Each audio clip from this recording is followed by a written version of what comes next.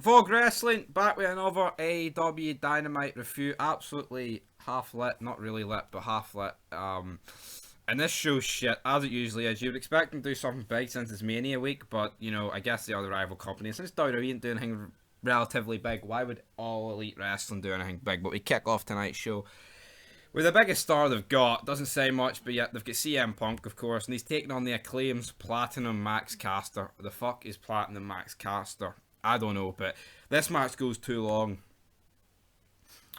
for my liking. Punk wins, of course. I mean, if Punk doesn't win this, you know, you need somebody's shot. Punk says, before my time in AEW is over, there will be a lot more grey in my beard and a lot more scars, and I will be the world champion. Punk, when he came in, should have been feuding for the world title, but he wasn't, and looks like he could be edging closer to that. I mean, it took 7 months too late, or I don't even know when he came in. August 8th, so 5 take away 12. Yeah, 7. I was bang on the money. Boom, boom, boom.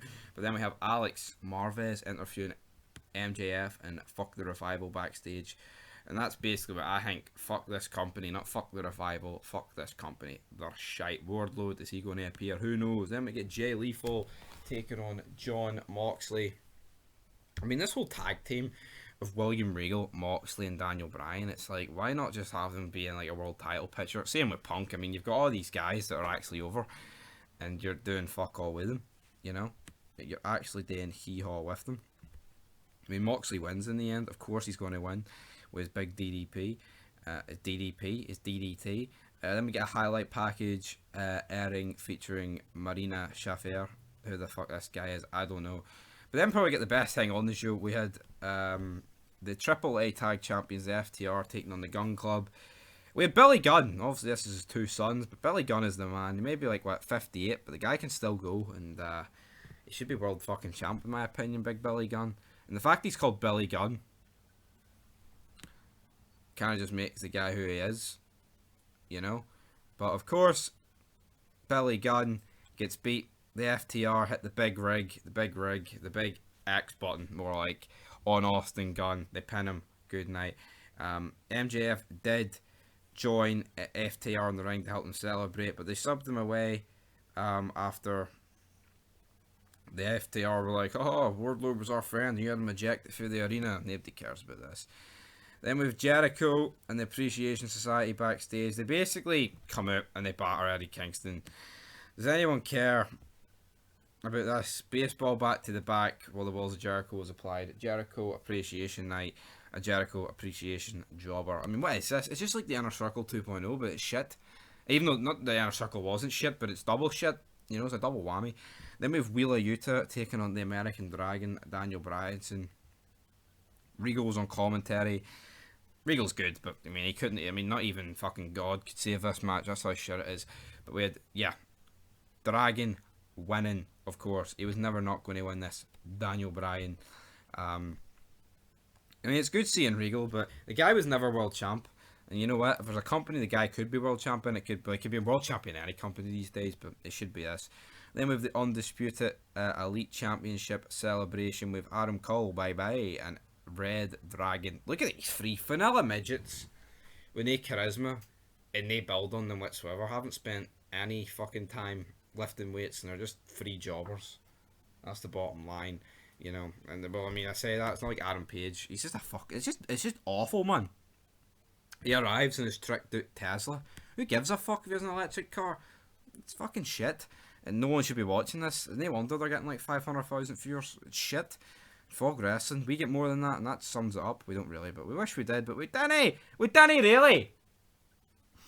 Alright, but then we have Toni Schiavone interviewing Thunder Rosa. Jobber. Again, she obviously she had defeated Britt Baker a few weeks ago. And yeah, I mean, like I said at that time, that match was shit. Then with the Owen Hart Foundation backstage, not backstage, the match qualifier with the Bunny versus Tony Storm, who debuted it. And just a quick rant on Owen Hart. The guy died, what, in 1999? And we're like AEW, it has nothing to do with AEW, but they'll make a qualifier based around him. All they're doing is using Owen Hart's name. And it's just, I mean, it's just fuck. And back to the review. Toni Storm, a jobber in SmackDown, a jobber here. I mean, see, you hear the word Storm, you think of Lance Storm, and it's no Toni Storm, it's Lance Storm. A guy who was pish 20 years ago, and this is a woman who was pish in the year 2022. Like, it's Mania week, right? And we're supposed to believe that this is it. I mean, I get it. WWE's shite. Wrestling's shit in general, man. If you watch this, you're a 35-year-old virgin that lives in your mom's basement. Sounds familiar in this house. But anyway, back to the point.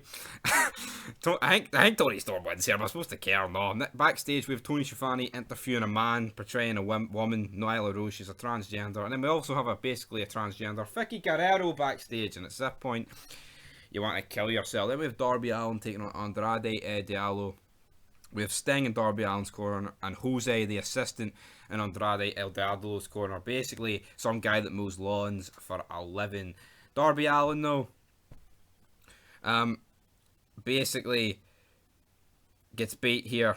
Andrade wins, pinning him. Then basically we get a massive showdown between both factions. With Sting and the Hardys out there, and with the private party, boom, boom, boom. That's basically the show goes off the air, and we're going to tune in Friday for Rampage, SmackDown. It's Mania week, man. You're supposed to be alive in the matter. But that is the review for guys. The best thing about this review was a certain lick. But that's about it, guys. And until next time, I'll give a shit show a fucking -1. Toni Storm. Am I supposed to enjoy that? No, I'm not. It was a storm. It was pish. Until next time, though. Peace.